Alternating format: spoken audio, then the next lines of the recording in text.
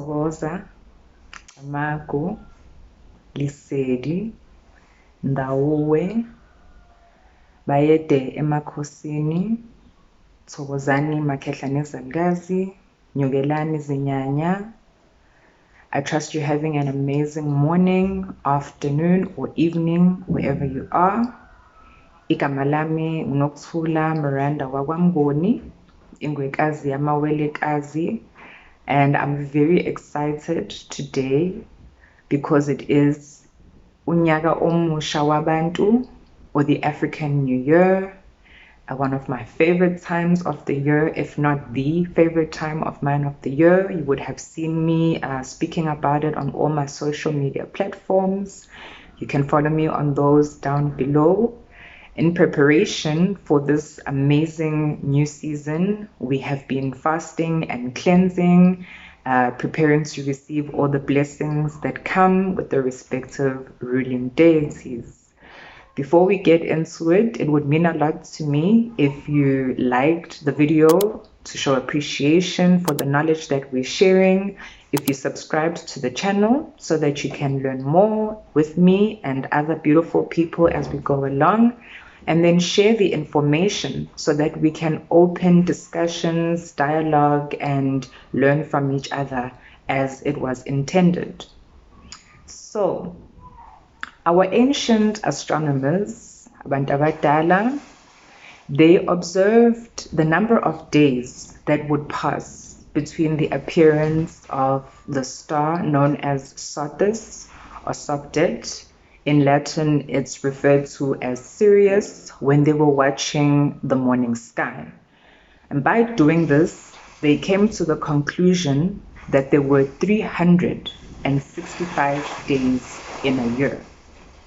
The calendar that we use as Abantu or as Africans consists of 12 months, with each month corresponding to the respective ruling deity, or today commonly known as a sign of the Zodiac.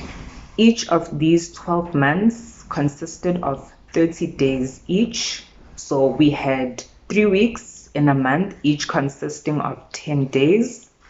And then the 5 intercalated days, 360 plus 5, would then correspond to the birth of these 5 deities: Mkhulu wamaZulu Awsar, Ugogo wamaZulu uAwset, Umkhulu wamaZulu uHeru, Umkhulu wamaZulu uShetu, Nogogo wamaZulu uNebtet.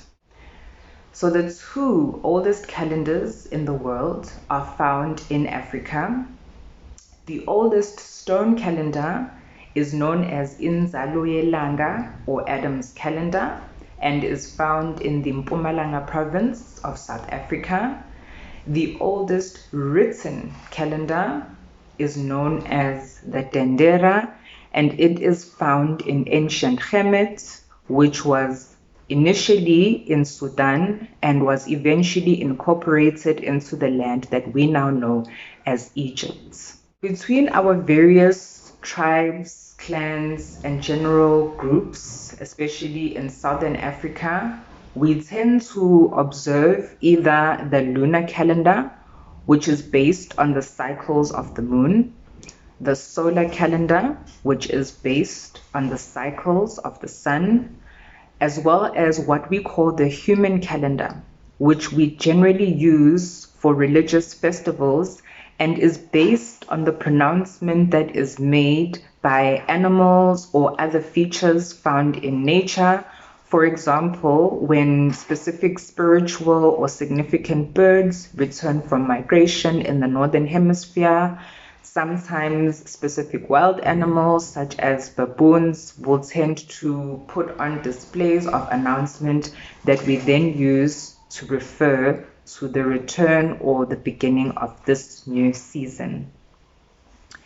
Now let's take a look at what we call the African New Year in our respective languages. beginning with Isitwa, which is the Hoi or the San language, the original inhabitants of Southern Africa.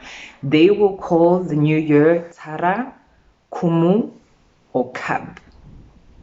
NgesiNdebele, the new year is called Ukhukhula Mungu.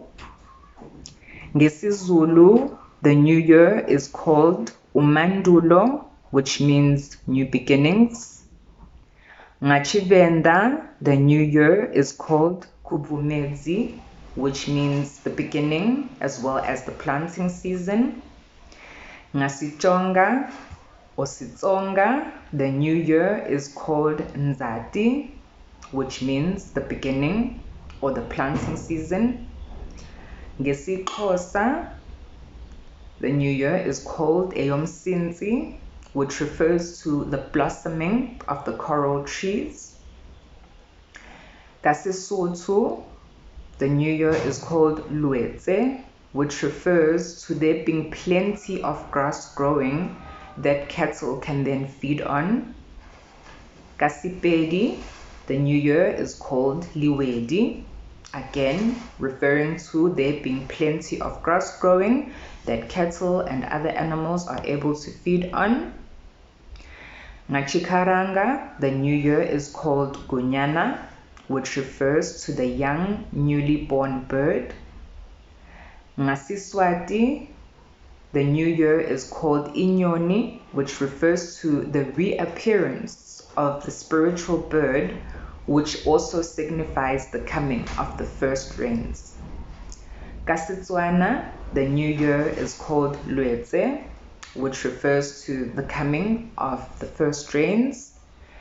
And then also an interesting inclusion is Ethiopia, where the new year is called Enkutatash, signaling the end of the rainy season and also speaking to when the land is covered with bright yellow flowers.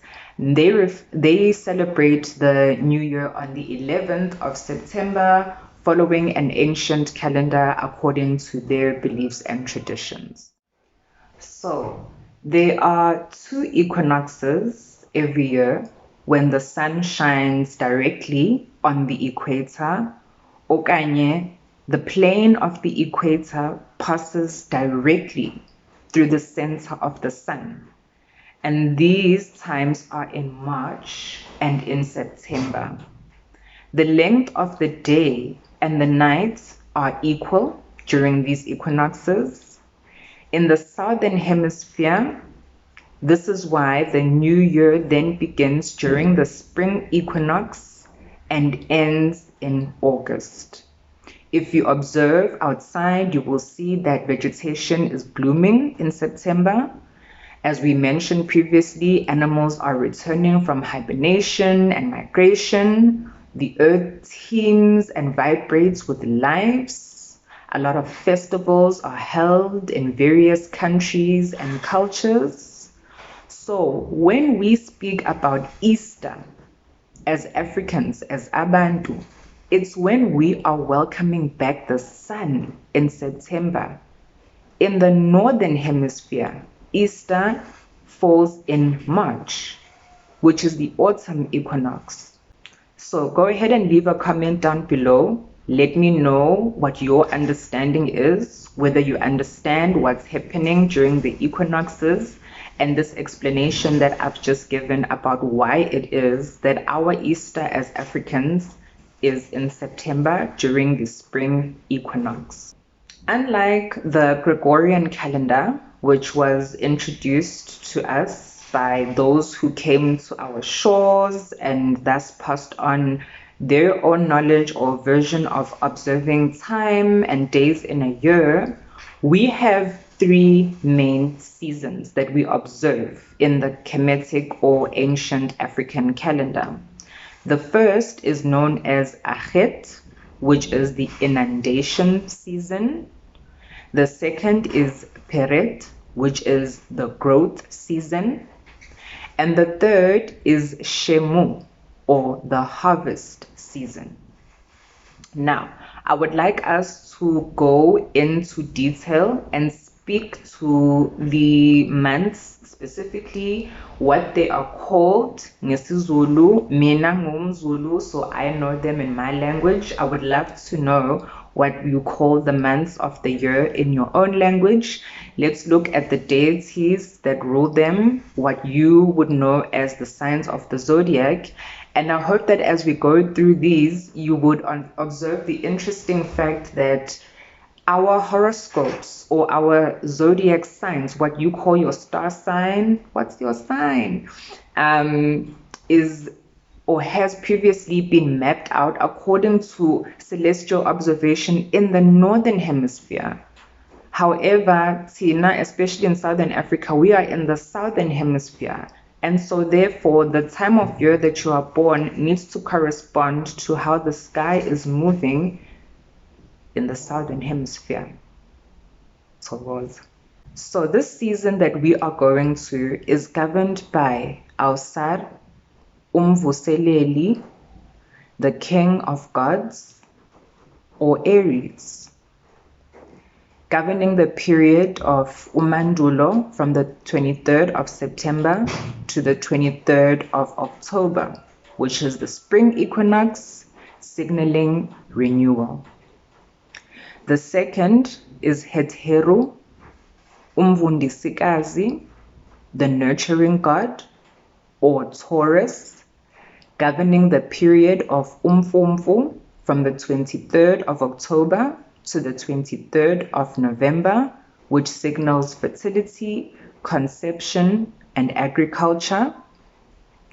The third is Jehuti, Umlobikazi, the wise god, or Gemini, governing Ulwezi from the 23rd of November to the 23rd of December, which signals communication and wisdom. The fourth is Nebtet, Umvikelikazi, the god of maturity, or Cancer, governing Uzibandlela from the 23rd of December to the 23rd of January.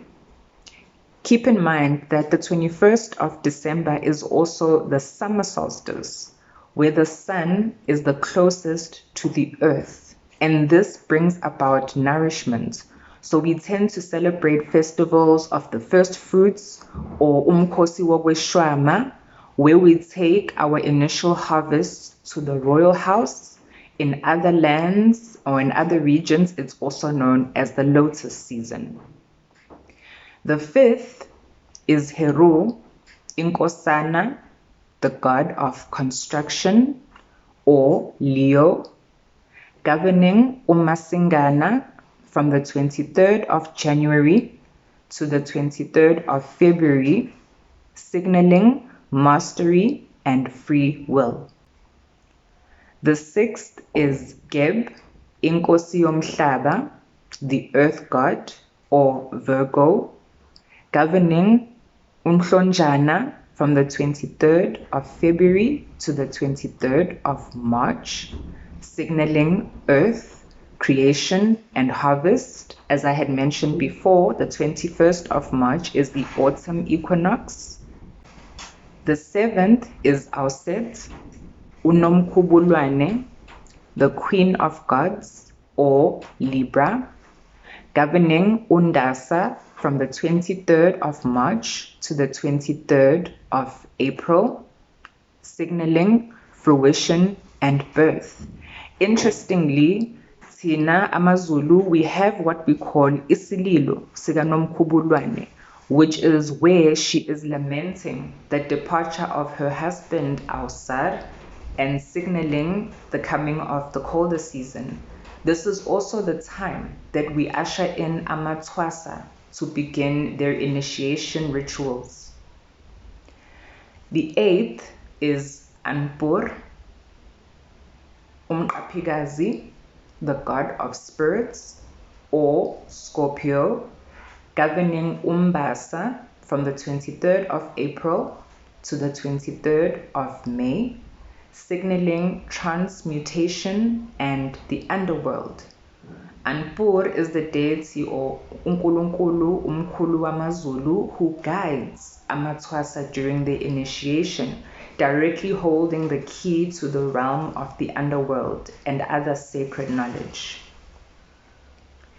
The 9th is Sekhmet, umlaphikazi, the healing god, or Sagittarius, governing Untlaba from the 23rd of May to the 23rd of June. Remember again that the 21st of June is winter solstice, umhlangulana, which signals purification and healing. This deity or umkhulu wamaZulu guides the power of healers, and this is why we will then wear red cloaks during the season. The same goes for initiates who are being taught all the ways and practices of healing rituals. The 10th is Set, umbhidlizi, the god of destruction, or Capricorn, governing Untlangulana from June 23rd to July 23rd, signaling disorder and corruption. And despite the general negative views on this deity, that is not the case. Just as in physics, we have the concept of entropy, this deity is one who rules and signifies the fact that everything that is born must return. If you remember your chemistry in matric, Le Chatelier's principle, the system must always maintain equilibrium. So in order for there to be a renewal or a recreation, there must be a destruction or a return. The 11th is Ma'at, umthethokazi, god of justice, or Aquarius, governing Untulikazi from the 23rd of July to the 23rd of August, signaling balance, order, and structure. The 12th and final one is Nut, umphetikazi, god of renewal, or Pisces, governing Uncwaba from the 23rd of August to the 23rd of September, signaling the sky, the Milky Way galaxy, as well as gestation. Enkosi, ngiyabonga for spending time watching this video. Thank you for liking. I appreciate you for subscribing. And I would love to hear from you in the comment section what your new or updated star sign is according to the ancient Hermetic zodiac system. Looking forward to seeing you in the next video. You can also let me know which other topics you would like me to discuss. Share or for a share.